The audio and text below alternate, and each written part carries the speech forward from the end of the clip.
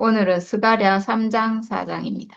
3장에도 환상을 보는 내용이 나오고 4장에도 하나 나오고 이렇게 해서 네 번째 환상이랑 다섯 번째 환상 이렇게 나와요. 주님께서 나에게 보여주시는데 내가 보니 여호수아 대제사장이 주님의 천사 앞에 서 있고 그의 오른쪽에는 그를 고소하는 사탄이 서 있었다. 지금 대제사장이 여호수아라고 했죠. 그 여호수아 대제사장을 등장시켜 가지고 재판하는 뭐 이런 광경인데 천사가 있고 그리고 또 사탄이 있고 사탄이 고소하고 있대요. 이 대제사장은 사실은 사람을 대표해서 지금 하나님 앞에 있고 그러니까 지금 이 백성의 상태가 굉장히 불의한 상태죠. 돌아오긴 왔지만 아직 성전을 건축할 수 없는 그런 상태에 있는 그래서 그 백성을 대표해서 지금 여호수아 대제사장이 있고 그러니까 당연히 사탄이 송사하겠죠. 사탄이 지금 이 백성을 보십시오. 이렇게 불의합니다. 이렇게 하나님 앞에 지금 송사하고 있다는 거예요. 근데 주님께서 사탄에게 말씀하셨다. 사탄아, 나주가 너를 책망한다. 예루살렘을 사랑하여 선택한 나주가 너를 책망한다. 이 사람은 불에서 꺼낸 타다 남은 나무 토막이다. 근데 이제 하나님은 사탄이 이렇게 고소를 하고 있지만 하나님은 도리어 이 사탄을 책망하고 그리고 불에서 꺼낸 타다 남은 나무 토막이다. 이렇게 했어요. 이 표현은 이스라엘 백성을 이렇게 이제 표현하는 거죠. 불에서 꺼낸 타다 남은 나무 토막. 그러니까 지금 바벨론 포로로 붙잡혀 가서 막 죽을 뻔 하다가 하나님의 심판을 받고 이렇게 해서 소멸될 뻔한, 탈 뻔한 이런 뜻이에요. 그러니까 탈 뻔하다가 지금 다시 돌아온 나무 토막 같은 그런 백성이다. 그때 여호수아는 냄새나는 더러운 옷을 입고 천사 앞에 서 있었다. 네, 원래는 대제사장이 깨끗하고 거룩한 옷을 입어야 되는데 지금은 그런 상태가 아니고 냄새나고 더러운 옷을 입고 있다는 거예요. 지금 백성의 상태가 그렇다는 거죠. 대제사장이 백성을 대표해서 섰는데 이 백성이 냄새나는 더러운 옷을 입고 있다. 이런 뜻이죠. 천사가 자기 앞에 서 있는 다른 천사들에게 그 사람이 입고 있는 냄새나는 더러운 옷을 벗기라고 이르고 여호수아에게 말하였다. 네, 더러운 옷을 벗기라. 그러니까 더러운 옷이라는 게 하나님 앞에서 죄악, 범죄한 거잖아요. 그러니까 사실은 사람이 선악과 먹은 거죠. 선악과 먹어서 하나님 앞에서 떠난 것이 죄악이고, 이렇게. 그래서 냄새나고 더러운 옷은 선악과 먹고 하나님 앞에서 떠난 거예요. 근데 이제 그 옷을 벗기고, 그러니까 결국은 그 더러운 옷을 벗기고, 그 죄를 없게 했다는 거예요. 구속해줬다, 이런 의미죠. 죄를 없이 했다. 그리고 내가 너의 죄를 없애준다. 이제 너에게 거룩한 예식에 있는 옷을 입힌다. 이랬어요. 죄를 없애준다. 내 안에 들어온 죄, 사탄, 선악과. 내 안에 들어온 선악과를 없애준다. 이 선악과 없앨 수 있는 무기는 오직 예수의 십자가밖에 없어요. 그러니까 이 말씀도 결국은 예수의 십자가를 예표하는 그런 내용인 거죠. 그리고 이제 거룩한 옷을 입혀준다. 하나님 앞에 나갈 수 있는 옷을 입혀준다. 이거예요. 그러니까 십자가 옷이겠죠. 죽음의 옷인데, 우리가 보기엔 죽음의 옷인데, 이게 하나님 앞에서는 다시 사는 부활의 옷인 거죠. 그렇게 죄를 없애주고 거룩한 옷을 입히고 이제 이렇게 했다는 거예요. 그리고 그때 내가 그의 머리에 깨끗한 관을 씌워달라고 말하니 천사들이 그의 머리에 깨끗한 관을 씌우며 거룩한 예식에 입는 옷을 입혔다. 제사장은 머리에 관을 쓰고 그리고 이마에다가 성결이라고 이렇게 쓴다고 했는데 그 관을 씌우고 거룩한 제사장의 옷을 입고 이렇게 하면 이제 하나님 앞에 나갈 자격을 갖춘 거죠. 이제 범죄 안에 있는 것이 아니고 하나님 앞에 나갈 수 있는 사람으로 바뀌었다. 지금 이 대제사장을 이렇게 한다는 것을 지금 환상으로 지금 보여주고 있는 거예요. 이렇게 내가 변화시키겠다. 그러니까 이건 정말 전적으로 그냥 하나님이 하시는 일인 것 같아요. 제 안에 있지만 하나님이 내가 이렇게 해주겠다. 그러니까 예수 사건을 사실은 상징적으로 보여주는 것 같아요. 예수께서 오셔서 그냥 사람 안에 있는 죄를 없게 하겠다. 이렇게 하시는 거잖아요. 그러니까 사람 보고 뭐 어떻게 해라라고 하는 게 아니에요. 그냥 이렇게. 하나님이, 그러니까 여기서 천사들이 했다는 건 다, 천사는 하나님의 심부름꾼이잖아요. 하나님이 이렇게 하셨다는 거죠. 죄를 없게 하고, 그리고 거룩한 옷을 입히고, 하나님 앞에 나갈 수 있는 사람으로 이렇게 완전히 변화시켰다. 이런 말이죠. 주님의 천사가 여호수아에게 경고하였다. 만군의 주님께서 이렇게 말씀하신다. 내가 내 도를 준행하며 내 율례를 지키면 내가 내 집을 다스릴 것이요 내 뜰을 지킬 것이며 여기에서 섬기는 사람들 사이를 자유로이 출입하게 할 것이다. 이렇게 했어요. 여기 보면 여기서 섬기는 사람들 사이를 자유로이 출입하게 할 것이다. 이랬어요. 여기서 지금 섬기는 사람들이라고 했지만 이건 지금 천사들이거든요.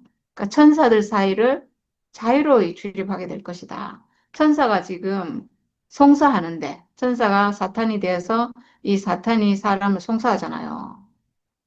그렇게 송사하는데 이제는 송사하는 것이 아니고 여기를 이 사이를 자유롭게 출입하게 될 것이다. 네, 사실 이 천사 사탄은 사람 속에 들어와서 선악과로 들어와서 내 생각을 지배하고 있잖아요. 내 생각을 지배하고 있는데 이제 내가 이 생각을 자유자재로 내가 쓰게 될 것이다. 이런 의미로 해석할 수도 있을 것 같아요. 내가 이제 생각의 지배를 당하는 게 아니고 생각의 송사를 당하는 것이 아니고 이 생각의 기능을 하나님 아들로 회복된 내가 이제 자유자재로 쓸 수 있는 그렇게 될 것이다. 여호수아 대제사장은 들어라. 여기 여호수아 앞에 앉아있는 여호수아의 동료들도 함께 들어라. 너희는 모두 앞으로 나타날 일에 표가 되는 사람들이다. 지금 말하는 앞으로 나타날 일은 예수를 통해서 회복될 그 일을 말하는 거죠. 지금 여기서 뭐 구체적으로 그렇게 말은 하지 않지만 그걸 지금 예표하는 거예요. 그러니까 지금 하나님이 약속하고 있잖아요. 이렇게 회복시킬 것이다. 그냥 내가 더러운 옷을 입고 있지만 깨끗한 옷을 입혀줄 것이다. 내가 변화시켜 줄 것이다. 내가 회복시켜 줄 것이다. 이렇게 하나님 약속하고 있는데 그 약속이 이루어지려면 그냥 갑자기 이루어지지 않잖아요.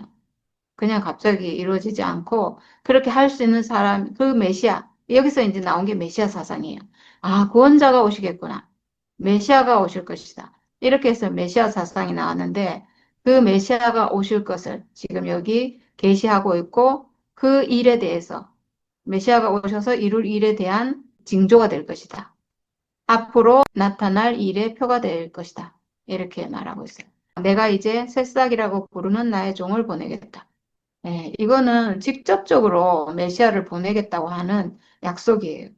새싹이라고 부르는 나의 종을 보내겠다. 이렇게 했어요. 새싹은 어떤 고목나무가 있다면 그루터기가 있겠죠. 그루터기가 있다면 거기서 이제 옆에서 나는 새싹이에요. 새로운 싹인 거죠. 땅에서 솟아나는 그루터기가 있고 그 뿌리는 살아 있잖아요. 뿌리는 살아 있어서 옆에서 새로 나오는 새싹이에요.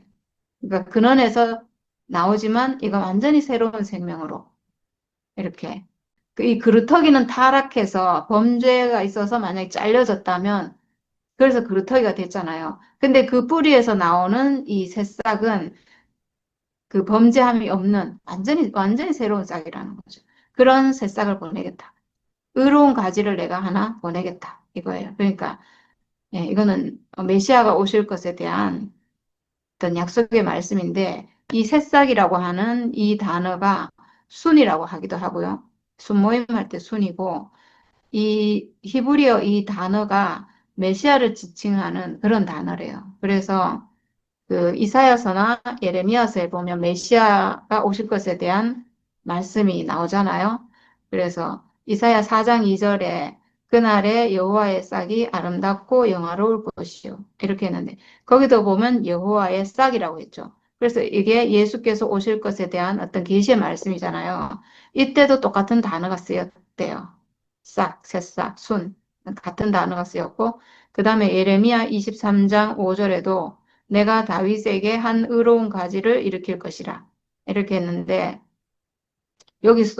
여기서도 한 의로운 가지라고 했는데, 이게 이제 한 새싹이, 싹이 나서 가지가 되고 이렇게 하잖아요. 이것도, 이 의로운 가지도 똑같은 단어가 쓰여진대요. 그러니까 여기서 새싹을 보내겠다라고 한 것은 메시아를 보내겠다라고 하는 말씀인 거죠.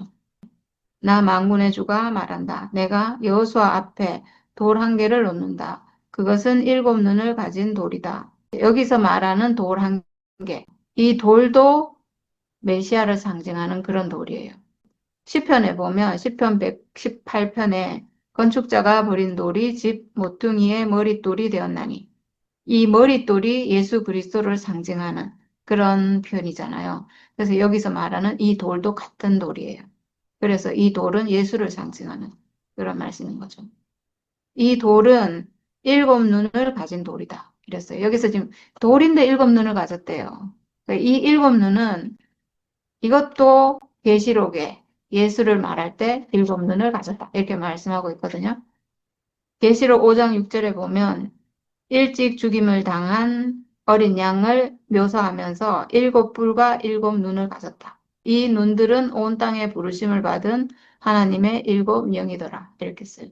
그러니까 이 어린 양, 죽임 당한 어린 양에게 일곱 눈이 있었다. 그러니까 지금 여기 돌을 등장시키는데 아직 예수께서 오시기 전이니까 이제 돌이라고 표현했는데 일곱 눈이 있다고. 눈이 일곱 개라는 것은 온전하게 본다. 이런 뜻이에요. 온전하게 본다. 그러니까 우리가 지금 하나님 세계를, 하나님 만들어 놓은 세계를 지금 우리가 눈으로 보고 있잖아요. 이게 지금 일곱 눈으로 보는 거죠. 우리가 전에는 선악과의 눈으로 봤다면 그때는 완전 장님이었죠. 근데 이제 하나님 세계에 대해서, 하나님 만드신 창조의 세계에 대해서, 하나님이 만드신 이 실제에 대해서 눈을 뜨고 그걸 본다면 하나님 세계를 환하게 보는 거잖아요. 하나님 경륜을 우리가 환하게 보는 눈. 이게 일곱 눈인 거죠. 그래서 이 돌이 일곱 눈을 가졌고, 그러니까 예수의 눈은 일곱 눈이죠. 모든 것을 보는 눈. 하나님 창조의 모든 것을 보는 눈. 예, 그 눈이에요. 우리가 눈을 뜬 게 참 신기하잖아요. 전에 못 보던 것을 지금 우리가 인식하고 보고 있잖아요. 이게 일곱 눈인 거죠. 나는 그 돌에 내가 이 땅의 죄를 하루 만에 없애겠다는 글을 새긴다. 네, 이 말씀도 참 놀라운 말씀이에요. 진짜. 이 돌에 이 땅의 죄를 하루 만에 없앤다. 이런 글을 새긴대요. 그러니까 이 글을 새긴다고 하지만 이 글을 여기다 새긴다는 건 이 돌의 정체성이 지금 그렇다는 거잖아요. 이 땅의 모든 죄악을 하루 만에 없앨 수 있는 그런 돌이라는 얘기잖아요. 그러니까 예수께서 죽으심으로 그 죽으심이 사탄의 세력을 멸하고 이 땅의 모든 죄악을 하루 만에 그냥 없애버릴 수 있는 그런 죽음인 거예요. 예수의 죽음이. 그러니까 진짜 너무 놀랍죠. 제약은 선악과. 근데 그 죽음이 예수의 십자가가 이 사탄 선악과를 완전히 멸했다. 예수께서 죽으시고 기장이 찢어졌다. 예, 이게 이 땅의 제약을 완전히 없앴다. 죄는 사탄이고 선악과니까 그걸 없앤다는 거예요. 그러니까 이런 표현이 스가랴서가 저는 그래서 이 계시가 참 놀랍구나. 하나님이 보여주신 이 계시가 정말 특별하고 놀랍구나 하는 생각이 들어요, 정말.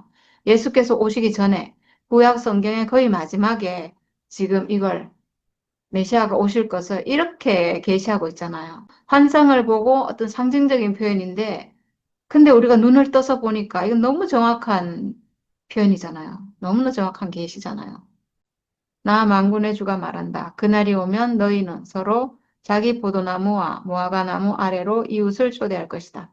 네, 그날이 오면 예수께서 여기는 지금 예수가 아니지만 여기서 말하는 새싹 그리고 일곱 눈을 가진 돌 그리고 이 땅의 죄가 완전히 멸해지는 그날이 오면 죄악이 제거되는 그날이 오면 자기 포도나무와 무화과나무 아래로 이웃을 초대할 것이다. 이랬어요. 자기 포도나무 그리고 자기 무화과나무. 이제 내 안에서 어떤 소출이 나와가지고 내 포도나무에서 내 무화과나무에서 소출이 나오니까 이웃을 초대하죠. 그래서 함께 먹자 이렇게 한다는 거잖아요.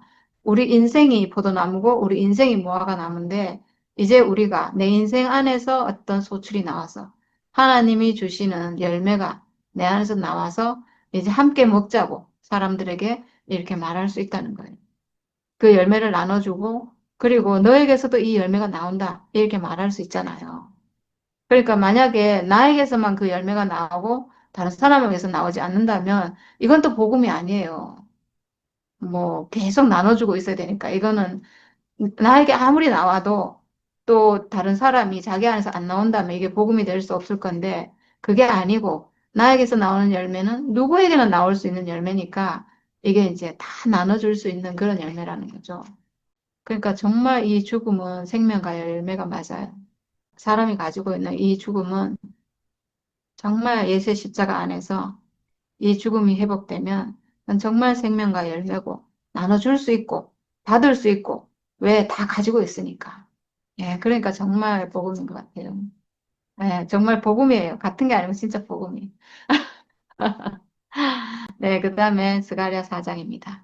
3장에서는 제사장을 정결하게 했어요. 제사장을. 왜냐하면 지금 이 성전 건축을 앞두고 스룹바벨이랑 제사장 두 명이서 지금 주축이 돼가지고 이 성전을 재건을 해야 되잖아요. 백성들은 지금 막 의욕이 상실돼 있고 실망하고 막 이런 상태예요, 지금. 막 힘도 없고 막 이렇게 뭐라고 해야 되나? 막 하여튼 자신감도 없고 이렇게 이런 지금 이런 상태인데 이 스룹바벨이랑 대제사장이 백성들을 격려해서 이렇게 이제 해야 되는 그런 상황이니까 이 두 사람을 지금 막 완전히 세워주고 있어요. 백성들 앞에 지금 딱 서도록 만들어야 되잖아요. 그래서 지금 그렇게 하고 있는데 그거를 하는 사람이 지금 학계 스가랴인 거예요. 하나님의 선지자로 지금 이 백성 앞에 와서 이 두 사람을 대표적으로 두 사람을 좀 세워주고 그리고 이제 백성들이 따라올 수 있도록 이렇게 하는 거죠. 그래서 3장에는 대제사장을 정결하게 하고 세웠어요. 그 다음에 이제 4장은 다섯 번째 환상이에요. 순금 등잔대와 두 올리브 나무가 나와요.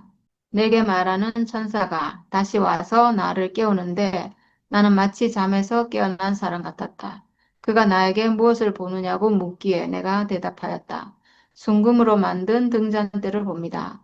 등잔대 꼭대기에는 기름을 담는 그릇이 있고 그 그릇 가장자리에는 일곱 대롱에 연결된 등잔 일곱 개가 놓여 있습니다.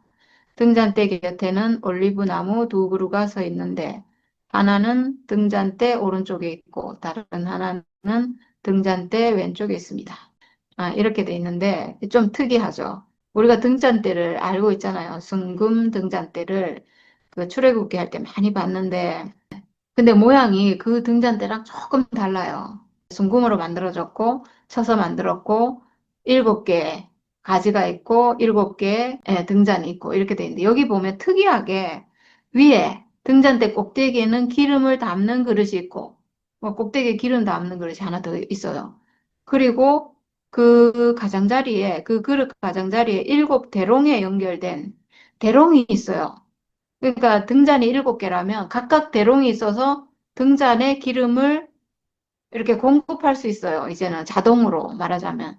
위에 기름 담는 그릇에 기름을 이제 부어 놓으면 대롱을 통해서 밑으로 쭉 흘러가서 등잔에 기름이 들어가고 그럼 이제 불을 피울 수 있는. 근데 일부러 넣을 필요가 없어요. 그냥 자동으로 이제 기름이 공급된다는 거예요. 기름 공급 장치라고 할 수 있겠죠. 굉장히 특이해요. 굉장히. 뭐 시대가 발전해서 등잔대가 발전했는지 모르겠지만 이건 기름 부음인데요. 등잔에 기름이 있어서 거기서 등잔 불을 켜고 막 이런 게 기름 부음을 상징하는 건데 여기서 지금 일곱 대롱을 통해서 지금 기름이 쭉 흐르잖아요. 이건 기름 부음이거든요. 근데 이 기름 부음은 자동 기름 부음이에요. 대롱이 있어서 자동으로 내려가니까. 그래서 이렇게 바뀌었어요. 이게 굉장히 놀라운 어떤 계시의 발전이죠. 어쩌면 완성이라고 할 수 있는 기름 부음이 자동이 됐다. 이런 의미잖아요. 그러니까 이거는 예수의 십자가 안에서 완성되는 그런 일이에요. 이 대롱을 통해서 등잔대에 기름이 부어진다는 거잖아요. 예수의 십자가 그 안에 있으면 대롱을 통해서 기름이 부어지듯이 그러니까 일곱 대롱은 예수의 십자가라고 할 수 있겠죠. 기름이 부어지는 이 대롱을 통해서 이제 등잔에 기름이 부어지는 그러니까 사람 안에 기름 부음이 있는데 하나님의 위임, 하나님의 어떤 표현됨, 사람을 통해서 하나님이 오시는 그게 기름 부음이잖아요. 근데 이제 우리는 예수를 통해서, 예수의 십자가를 통해서 기름 부음이 자동으로 올 수 있게 됐다. 이런 의미죠. 그러니까 이게 뭐 우리가 성육신의 보편화 뭐 이런 말도 했는데 성육신이 이제 사람 안으로 자동으로 올 수 있도록 이렇게 만들어 놓은 장치인 거예요. 그러니까 스가랴가 본 이 순금 등잔대가 얼마나 놀라워요. 이제는 그냥 뭐 부을 필요도 없어요. 자동으로 그냥 흘러내리니까. 그러니까 십자가는 하나님의 기름 부음이 자동으로 그냥 흘러내려오는 곳이에요, 거기가. 그러니까 기름 붓는 장치가 지금 생겼어요. 와, 이것도 진짜. 근데 거기 옆에 또 올리브 나무 두 그루가 서 있다고 이렇게 하거든요. 그러니까 이거는 이제 뒤에 나오는데 어떤 두 사람을 상징해요. 사람을 상징하거든요. 내게 말하는 천사가 나에게 그것들이 무엇을 가리키는지 모르겠냐고 묻기에 천사에게 모르겠다고 대답하였다. 그가 내게 이렇게 말해 주었다. 이것은 주님께서 스룹바벨을 두고 하신 말씀이다. 네, 이 등잔대를 보여줬는데 이 등잔대가 스룹바벨이라는 거예요. 그러니까 하나님 어떤 말씀, 하나님의 계시가 굉장히 발전했어요. 그러니까 포로로 잡혀갔다가 다시 돌아왔다는 것은 어떻게 보면 그 사탄의 포로가 돼서 잡혀갔던 사람이 다시 회복됐다 이런 의미거든요. 그러니까 전에는 많은 어떤 왕이 있고 이렇게 하나님이 쓰시는 많은 사람이 있었는데 지금 스룹바벨처럼 표현한 사람은 없어요. 근데 지금 이 스룹바벨은 잡혀갔다가 다시 회복돼서 돌아왔고, 그리고 하나님의 성전을 다시 쌓아야 되는 사람이라서 이 사람을 지금 이런 순금 등잔대에 비유하고 있어요. 하나님의 기름 부음이 자동으로 오는 사람이다. 이렇게 비유하고 있는데 이 사람은 예수의 예표인 거예요. 스룹바벨은 지금 예수를 상징하는 사람이에요. 힘으로도 되지 않고 권력으로도 되지 않으며 오직 나의 영으로만 될 것이다. 이렇게 했어요. 뭐가 성전 재건이 하나님의 성전을 쌓는 일이 전에는 뭐 물자도 풍부하고 뭐 사람도 많고 이러니까 뭐 힘으로도 지었고 이렇게 했겠죠. 그런 것도 있었겠죠. 그렇지만 지금은 그렇게 되지 않는다는 거예요. 이제 회복된 성전은 힘으로도 안 되고 권력으로도 안 되고 그때는 그 솔로몬 왕이 지었는데 솔로몬 왕이 권한을 갖고 있잖아요. 힘도 가지고 있고 권력도 가지고 있고 물론 하나님에 대한 충성으로 지었지만 그런 것도 다 있었다는 거예요. 근데 지금은 그런 게 전혀 없어요.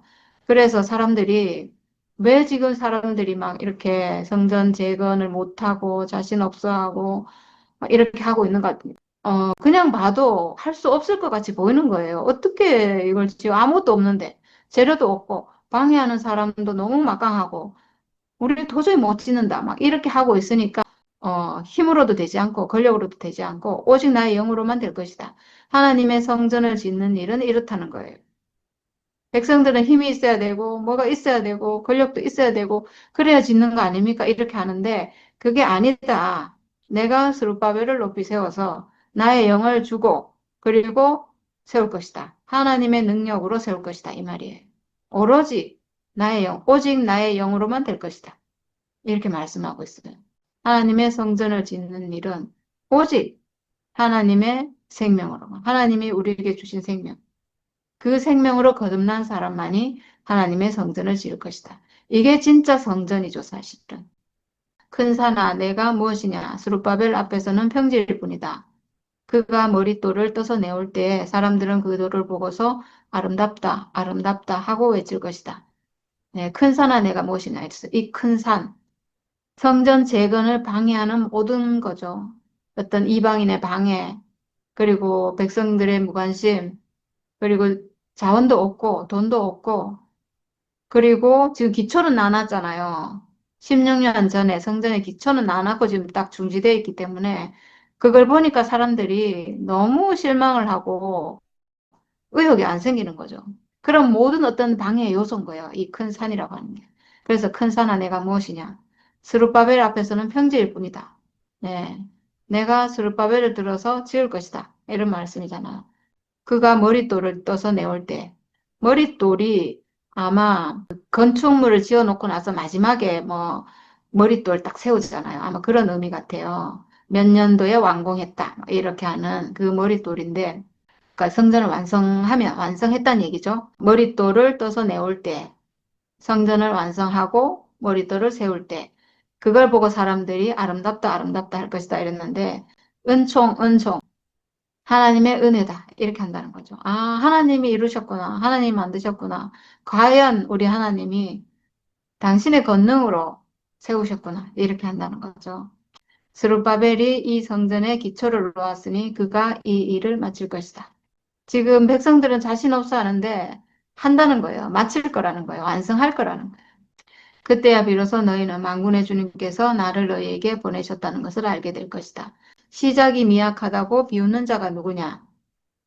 네, 지금 기초를 놓고 뭐 너무 보잘것 없어가지고 다 뭐 대성통곡하고 뭐 실망하고 비웃고 이렇게 했는데 예, 시작은 미약하다는 거죠. 우리도 지금 시작이 얼마나 미약해요. 분명히 우리는 그리스도 그 참생명을 회복했는데 너무 미약해가지고 이건 뭐 진짜 생명 회복했는지 아무도 알아보지도 못하고 그리고 여기 왔던 사람들도 다 뭐 별 볼 일 없어가지고 다 떠나가고 지금 이렇게 했는데 우리 이렇게 5명씩 남아 있잖아요. 얼마나 미약해요.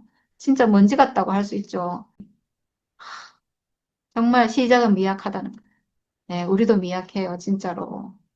이 미약하다는 말이 정말 실감이 가죠. 네. 그 욥기에도 보면 8장 7절에 내 시작은 미약하였으나 내 나중은 심히 창대하리라 이랬어요. 시작이 미약하다고 비웃는 자가 누구냐? 스룹바벨이 돌로 된 측량추를 손에 잡으면 사람들은 그것을 보고 기뻐할 것이다. 돌로 된 측량추, 돌로 된 돌은 예수 그리스도라고 했죠. 측량추도 예수 그리스도의 십자가예요. 그 십자가를 손에 들고 건축을 시작한다는 거죠. 그러면 사람들이 너무 기뻐할 것이다. 이건 너무 기쁜 일이에요, 사실은. 돌로 된 측량추, 예수 그리스도, 그리스도 예수의 십자가, 십자가를 들고 지금 이 건축을 한다면 예수의 십자가, 그 죽음의 운명, 사람이 가진 죽음의 운명으로 들어올 수 있는 성전을 지금 짓고 있잖아요. 그러니까 누구든지 들어올 수 있고, 사람이기만 하면 들어올 수 있고, 이러니까 이게 얼마나 기쁜 소식이에요. 이거 진짜 복음이잖아요, 그러니까. 하나님 사람을 이렇게 지으셨는데, 이렇게 구원하셨는데, 어떻게 기쁘지 않을 수가 있고 찬양하지 않을 수가 있어요. 하나님이 완성하신 복음이, 하나님께서 예수를 통해서 완성하신 복음이, 이런 복음인데, 어떻게 찬양을 안 할 수가 있어요. 사람이기만 하면 되는데. 우리가 하는 모든 말이, 우리가 잘났다는 말이 절대 아니에요. 그냥 우린 사람이다. 육체 가진 사람이다. 근데 온전하다. 근데 하나님이 이 사람 쓰신다. 이 말 하는 거거든요. 그러니까 사람들이 왜 우리를 무시하냐 하면 우리가 보기에 정말 별 볼 일 없고 아무것도 아닌데 우리가 뭐 나는 온전하다. 나는 정말 회복이 됐다. 나는 정말 하나님 앞으로 돌아왔다. 하나님 아들이다. 하나님 형상이다. 이렇게 하니까 도저히 인정이 안 되는 거예요. 보니까 시시하고 아무것도 아닌 사람인데, 뭐 별것도 아니면서 자기들이 보기에 정말 인정할 만한 거, 뭐 존경할 만한 거, 부러워할 만한 게 한 개도 없는데, 근데 입만 열면 뭐 복음을 얘기하고, 뭐 인생이 회복됐다 하고, 온전하다 하니까 돌을 들어 치고 싶은 거예요, 그냥. 인정이 안 되니까. 근데 아무것도 아닌 그 사람이 그냥 하나님 형상이에요.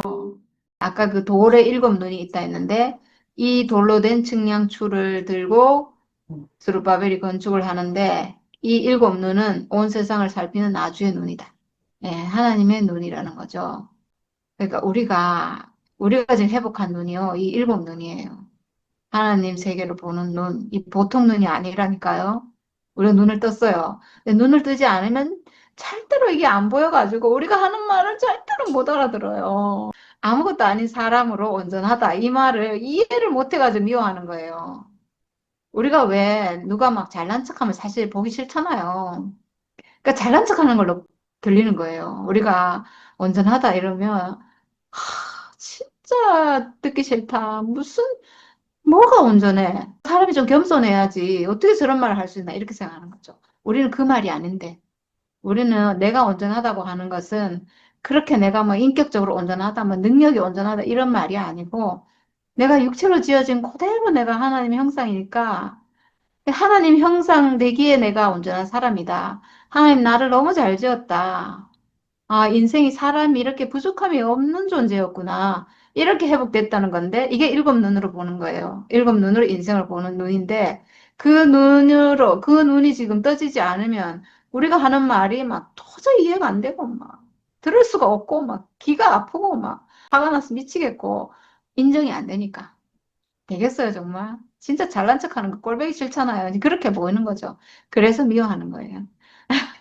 뭐 이해는 되죠. 그렇지만 또 우리가 우리는 그렇게 보이는데, 일곱 눈을 회복했는데, 그렇게 보이는데 어떡해요? 그러니까 내가 나는 온전한 사람입니다. 이렇게 말하면 상대방 보고도 다 당신들도 다 온전합니다. 이 말이거든요. 그렇게 들리면 얼마나 좋겠어요. 네, 이제 등잔 때는 이제 그렇다는 걸 알았어요. 아, 스룹바벨을 가리키는구나. 이걸 알았어요. 근데 이제 그 다음에 등잔대의 오른쪽과 왼쪽에 있는 올리브 나무 두 그루는 무엇을 뜻합니까? 네. 등잔대 양쪽에 올리브 나무 두 그루가 있대요. 근데 또 뒤에 특이한 게 나오는데 나는 또 그에게 물었다. 기름 담긴 그릇에서 등잔으로 금빛 기름을 스며들게 하는 금대롱 두 개가 있고 그 옆에 올리브 나무 가지가 두 개 있는데 이 가지 두 개는 무엇을 뜻합니까? 네, 이것도 참 신기하죠. 제일 위에 기름 담긴 그릇이 있다고 했어요. 기름을 부을 수 있도록 거기에 이제 기름이 가득 들어있는 그런 그릇이에요. 거기서 금대롱 두 개가 나와가지고 올리브 나무 가지로 이렇게 기름이 흐르도록 이렇게 해놨어요. 와, 이것도 기름 공급 장치인데 자동 기름 부음이 될 수 있도록 이렇게 나무로도 기름이 흐르도록 이렇게 놨어요. 이거 진짜 좀 특이하죠. 나무에 왜 기름을 왜 붓냐고요. 물도 아니고. 근데 여기에 기름 부음이 나와요. 기름 부음은 그리스도잖아요. 그래서 이런 가지를 보니까 이 사람이 너무 신기하잖아요. 이거 도대체 뭐지? 이렇게 해서 이 가지 두 개는 무엇입니까? 이렇게 지금 묻고 있어요. 기름이 흐르는 금대롱 두 개가 딱 연결된 가지가 있으니까 얼마나 이상해요.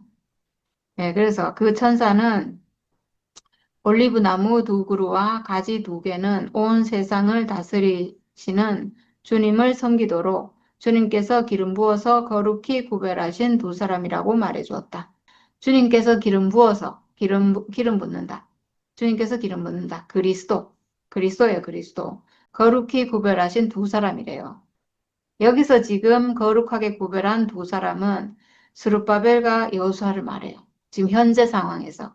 그러니까 이 두 사람은 결국은 한 사람은 왕이고 한 사람은 대제사장이죠. 왕 같은 대제사장. 이런 의미인데, 그러니까 왕과 제사장. 그러니까 여기서 두 사람은 두 증인이라고 할 수도 있는데, 그러니까 이 두 사람은 뭐냐면 왕과 제사장인 거예요. 하나님 앞에 있는 두 사람. 하나님 앞에서 사람의 위치가 왕이기도 하고 제사장이기도 한 거예요. 그러니까 하나님을 표현한다는 의미에서는 왕이고 하나님의 통치를 가져와서 이렇게 표현한다는 의미에서는 왕이고 그리고 하나님 앞에 서 있는 사람의 위치 이건 제사장인 거예요. 하나님 앞에 피를 드리는 죽음을 드리는 이 위치는 제사장이죠. 그래서 이 두 사람은 왕과 제사장인 거예요. 그러니까 여기서는 두 사람이지만 이게 예수 그리스도 안에서는 한 사람으로 통일되잖아요. 예수 그리스도가 왕 같은 대제사장으로 왕이시면서 제사장, 하나님 앞에 있는 사람이기도 하고 그리고 하나님의 통치를 가지고 오는 왕이기도 하고 이런 분이잖아요. 왕 같은 대제사장. 그러니까 이 완성되기 전에는 예수께서 오셔서 완전히 회복하기 전에는 사람이 이렇게 나눠져 있었어요. 이게 온전하게 성취가 안 된다는 거죠. 그래서 왕으로 세워놨는데 다 타락하고 막 이렇게 됐잖아요. 그러니까 왕과 제사장이 하나가 돼야 돼요. 하나님 앞에 있을 때 사람은 언제든지 제사장이어야 되고 제사장의 위치에 있으면 하나님의 기름 부음이 있어서 통치가 이루어지고 이런 왕이고 그러니까 온전하게 성취된 분은 예수 그리스도인 거죠. 그러니까 예수 그리스도가 모형이고 완성이에요. 예수 그리스도가 하나님이 원하시는 사람의 원형, 진짜 사람, 딱 그 사람인 거죠. 그러니까 구약은 이 사람을 보여주기 위해서 많은 역사를 통해서 지금 왕과 제사장을 계시했는데 이 사람을 계시하기 위해서, 이 사람을 드러내기 위해서, 그러니까 하나님이 원하시는 사람은 바로 이 사람이다. 예수 같은. 이 왕과 제사장이 한 사람 안에서 이루어지는. 그러니까 사람은 이게 그러니까 우리가 선악과를 먹어서 제사장이 되든가 아니면 왕이 되든가 이 둘 중에서 왔다 갔다 하다가 타락하고 막 이렇게 되는 거예요. 우리가 막 정말 가난해질 때는 제사장의 위치에 가요. 하나님, 저는 정말 아무것도 아닌 사람입니다. 막 이렇게 해요. 그 자리에 있으면 또 은혜가 오잖아요. 은혜가 오면 왕의 위치로 가요. 왕이 되면 또 타락해요. 우리가 다 경험했던 거예요. 우리가 정말 가난한, 그 교회 생활을 하면서 이걸 다 경험했던 것 같아요. 제사장도 됐다가, 왕도 됐다가, 그러면 또 빗나가서 또 막 가난해지면 또 제사장의 위치에 가서 저는 아무것도 아닙니다. 이렇게 되고. 그러니까 항상 제사장의 위치에 가면 하나님 은혜가 흘러와요. 그럼 또 왕의 자리에 가는 거예요. 그럼 또 변질돼요. 이 역사를 계속했던 것 같아요. 근데 이게 완성은 어디서 되는가? 예수 안에서.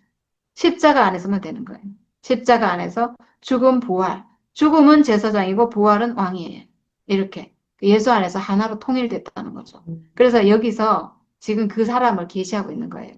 이 스가랴서는 정말 처음부터 끝까지 예수를 지금 계시하는 그런 말씀도 지금 이루어져 있어요. 그러니까 너무너무 놀라운 말씀이죠. 네, 오늘 여기까지 하겠습니다. 감사합니다. 네, 오늘 금, 등대 얘기를 하니까, 야, 진짜 출애굽기 할 때 그때가 막 생각나네요. 예.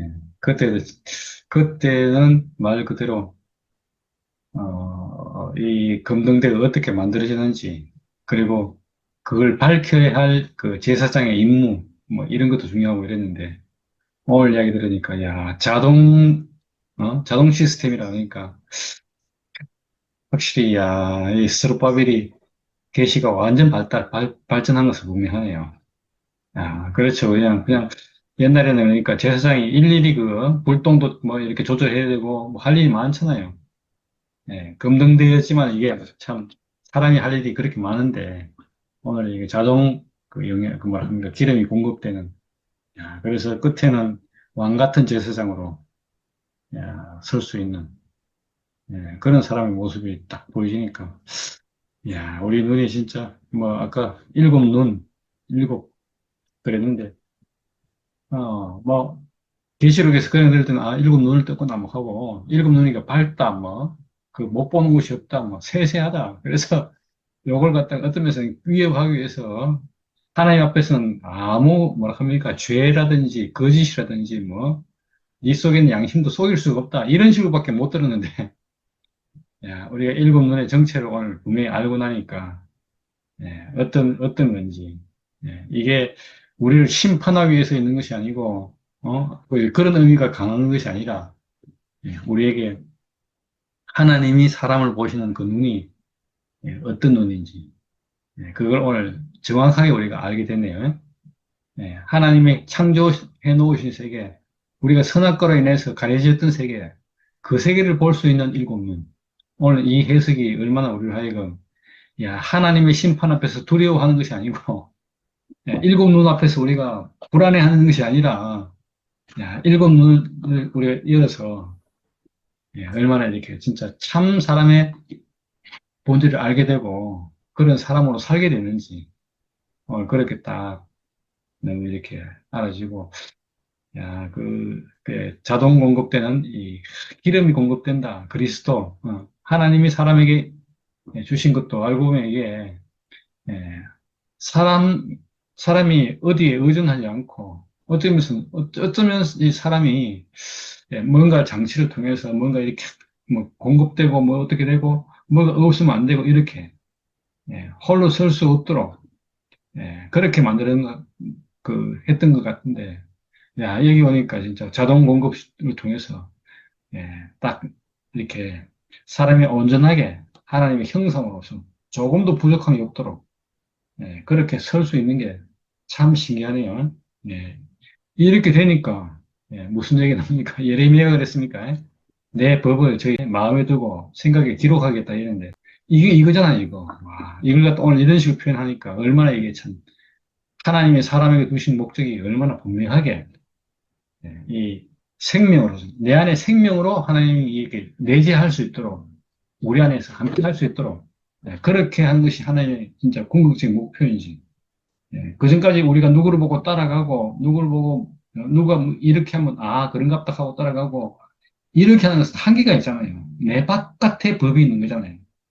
그런데 오늘 이렇게 공급이 이 자동으로 이루어진다. 약간 연결되는 기름 통로에 기름 빨대 같은 게 공급된다는데 표현이 너무 재밌잖아요. 이거는 하나님의 영이 우리 속에서 다 내재해 있다 이 말이죠. 그러니까 얼마나 이게 온전해요. 예, 이제는 뭐 공급 안 되면 말하다가 그만하고 이런 게 아니고 내 안에 있는 생명으로 말하는 거니까 야, 너무 풍성해지는 거죠. 그래서 무화과 나무고 포도나무, 무화과 나무가 내 속에 있어서 이제, 풍성한 열매를 막 한껏 줄 수 있는데, 한껏 자랑할 수 있는데, 알고 보면 바로 이게 너다. 내가 말한 이것이 바로 너다.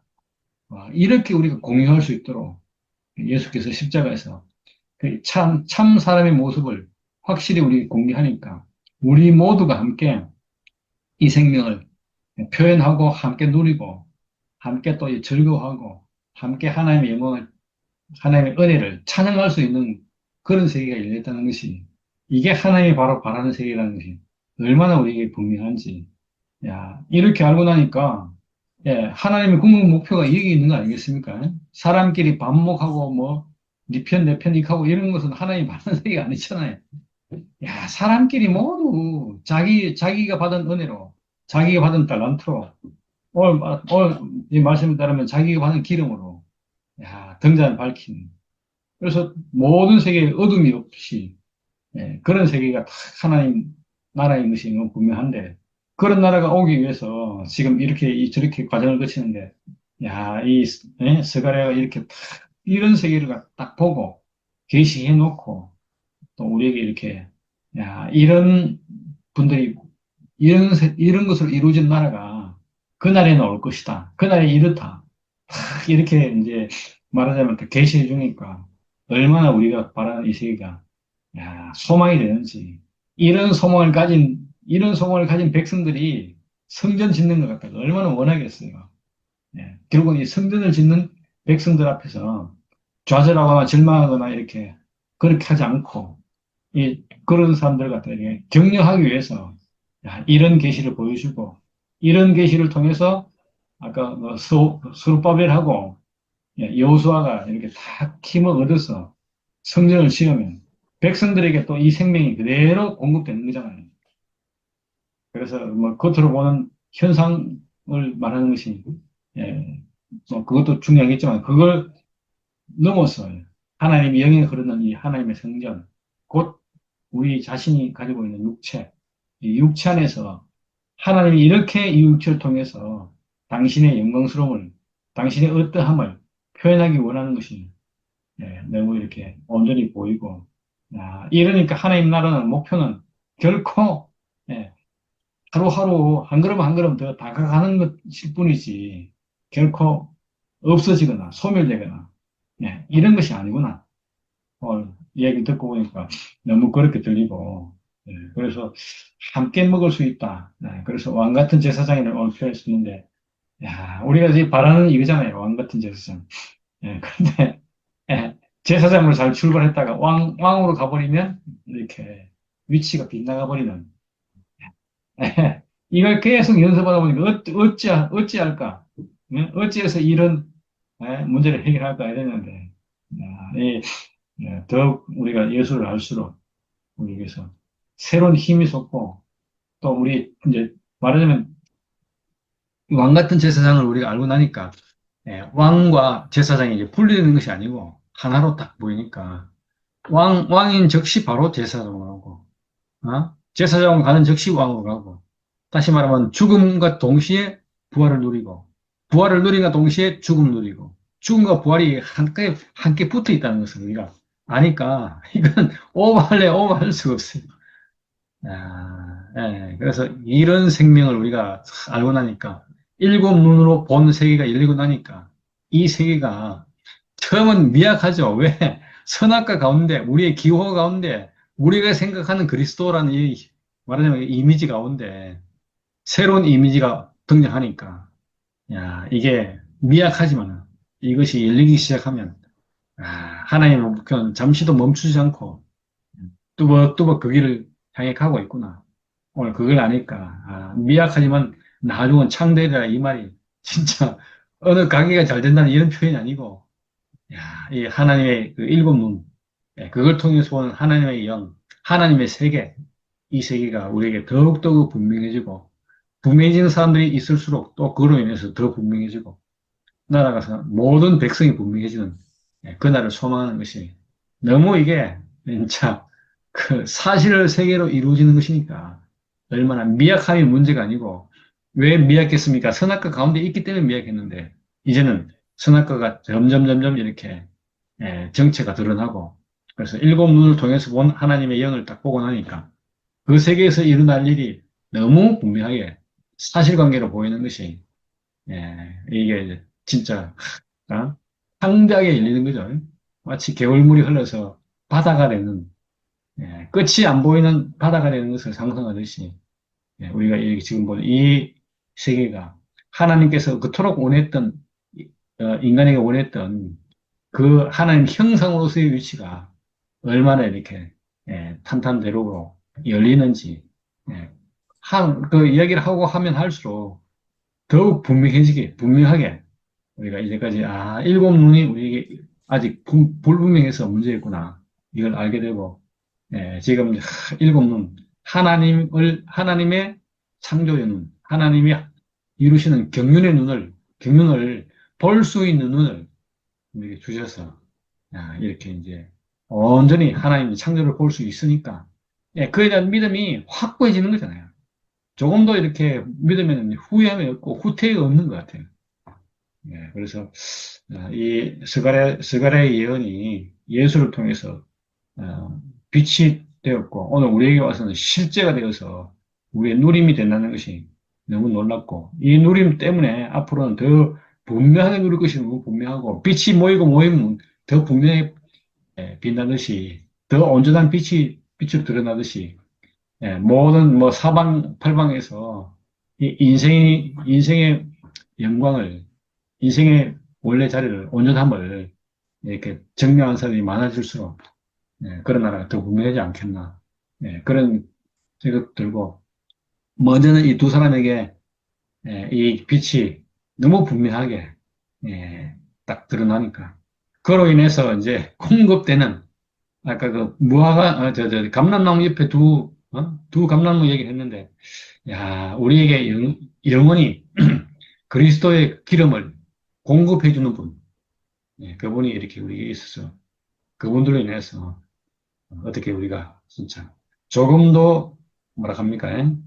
헷갈리거나 벗어남이 없이 이 길을 갈 수 있게 되었다는 것이 너무 큰 은혜고 그래서 왕 같은 제사장 죽음과 부활 성경에 흐르는 이 영원한 이 두 경륜이 조금 더 이 길을 벗어나지 않고 끊임없이 하나님의 경륜을 이루기 위해서 달려가고 있구나 오늘 그렇게 봐지니까 너무 은혜로운 시간이었습니다. 감사합니다.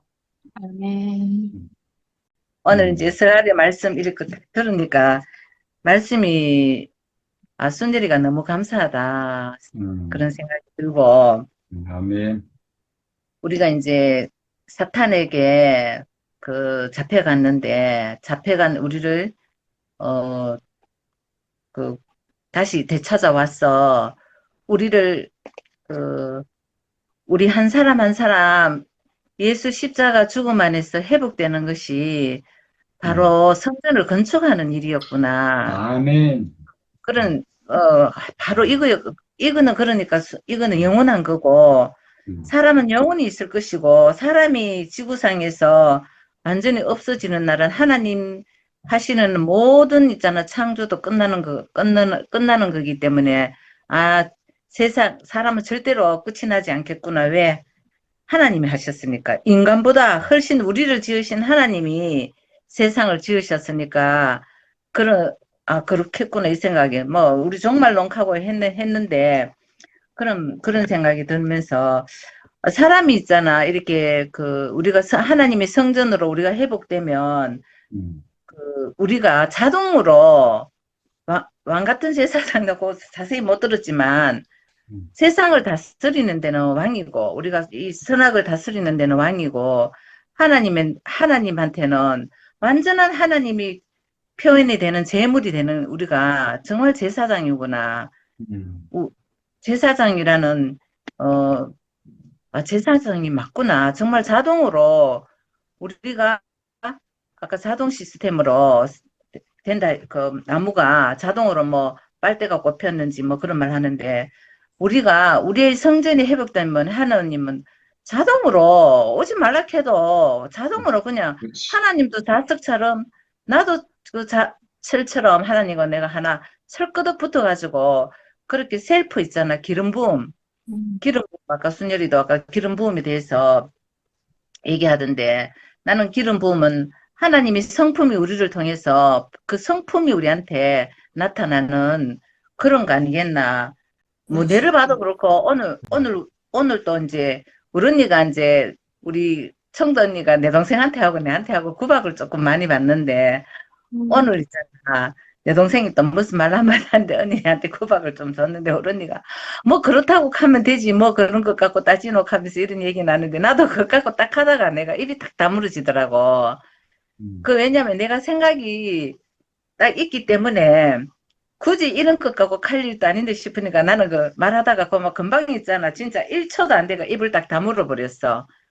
그 말이 이제 막 끌려가는 즉시 있잖아. 이게 선악과로 그 또 사로잡혀 가는 거잖아. 그래 우리가 너무나 이제 옛날에는 이 사로잡혀 가면서도 내 생각이 옳다 싶으면 이 옳다 하는 여기서 내가 생각으로 해가 돌았었기 때문에 절대로 나는 그게 안 되더라고. 그 포기가 안 돼. 내 생각에 대한 포기가 안 됐었는데, 뭔 말을 해도, 뭐 참고 있었거나 이런 게 있어도, 진짜로 분노가 막 쌓이고 쌓이고 해가지고 이제 폭발을 하고 막 이랬었는데, 지금은 완전 있잖아. 세계가 달라져가지고, 그, 사로잡힌, 선악가한테 사로잡히니까 선악가의 생명대로 그렇게밖에 살 수 없었는데, 우리가 예수 죽음을 통해서 우리의 몸이 하나님의 완전한 성전으로 완전히 바뀌어지니까 정말로 있잖아. 이거는 셀프로 하나님 기름 부어짐이 되니까 정말로 하루하루 사는 것이 옛날처럼 복잡하고 진짜 니 맞니 내 맞니 얽히고 설킨 것이 없고 우리가 또 왕같이 있잖아. 그 선악에 대한 이 종을 다스릴 수 있는 왕의 위치에서 선악은 완전히 있잖아. 하나님이 쓰시는 하나님 아들이 사용하는 머슴인데 이 머슴을 못 써가 내 생각을 내가 컨트롤을 못했다고. 근데 지금은 내가 내 생각이 이게 쓸 수 있으니까 정말로 이거 마음껏 있잖아. 진짜 지휘봉을 해가지고 내 생각을 적재적소에 사용할 수 있는 그런 사람으로 이렇게 바뀌어지고 있구나. 우리가 순열이도 그렇지만은 내가 하나님이 조금씩 다르게 하나님 그 용도에 맞게 하나님 용도에 쓸 수 없는 곳에 우리가 사로잡혔다가 그 용도에 하나님하고 정반대인 거기서 우리가 이제는 그 용도에서는 완전히 죽고 하나님 예수 죽음에서 하나님 용도에 딱 맞는 사람으로 우리가 부활하고 사라지니까 이제는 우리가 그렇게 점점 이렇게 우리 뭐 어찌 보면 성품 왜 성품이라 했는지 알겠다. 하나님이 성품이 우리한테 오르니까 뭐래 인품 성품이라 하는데 오늘 이제 지금 말하면서 그래서 하나님의 우리 인생에게 하고자 했던 그걸로 사니까 성품이라는 표현이 더 맞네 싶은 생각이 드네. 그래서 너무 은혜롭고, 진짜 이거, 이 말씀하기가 정말 쉽지 않은데 하나님은 순열이한테 말씀하는 분깃을 주는가 봐. 그래서 내가, 그 생각이 나는 순열이처럼 저렇게 하라 하면 한 줄도 못하고 1분도 못할 텐데, 순열이가 이 말씀으로 이렇게 풀어주니까 너무 있잖아. 오늘 감사하고 은혜롭고 내한테 아무리 좋은 게 있어도 또 순율이가 이거를 다 열어주고 너는 지금 이 생명이야 이렇게 네가 지금 이 자리에 있어 하면서 이렇게 딱 안 보여주면 우리가 또 표현이 안 될 텐데 그렇게 딱 열어서 표현해 주니까 너무나 은혜롭고 너무 감사하다. 그래서 우리의 기름 부음이 이제는 끝이 없구나. 자동으로 셀프로 진짜 우리가 하나님이 부르시는 그날까지 이거는 내가 뒤로 물러가고 싶다고 가지는 것도 아니고 이렇게 이제 사라지는 게 이제 쭉 있잖아. 대로가 열려버려가지고 갈 수밖에 없고 자동 셀프 기름 부음이 부어지는 하나님 원래 이렇게 지었어. 셀프로 우리가 살게 하려고 지었어. 사실은 우리가 선악과한테 끌려가서 거기서 못 벗어났어. 우리 눈이 거기서 우리가 사로잡힌 데서 벗어나는 길도 예수 죽음밖에 없었어. 음. 예수 죽음이 아니면 우리가 다른 길이 있는 거 말은 뭐 했지만은 그래도 내 생각의 범주에서 도저히 못 벗어났거든. 죽음이 있잖아. 내 생각과 나를 완전히 있잖아. 분리시켜서 하나님 아들과 종을 갖다가 완전히 딱 분리시켜 주니까 너무너무 인생이 감사하고 아니 그냥 못 모르고 태어나가지고 놓고 살다가 뭐 이렇게 사는 사람 저렇게 사는 사람 정말 얼마나 인생이 허무하고 허무하다 하는 거는 아무것도 없고 허전하고 아무것도 내용이 없었는데 우리 인생을 하나님이 허전한 게 아니고 영광스럽게 하나님을 찬양할 수 있는 이런 인생으로 찾아주셔서 우리 주님께 너무 감사드리고 우리 주님과 하나님을 찬양합니다. 아멘. 아멘. 아멘. 언니 보니까 셀프 기름 부음이 많네. 막 기름이 바로바로 부어져가지고 마구마구 좀 나오네.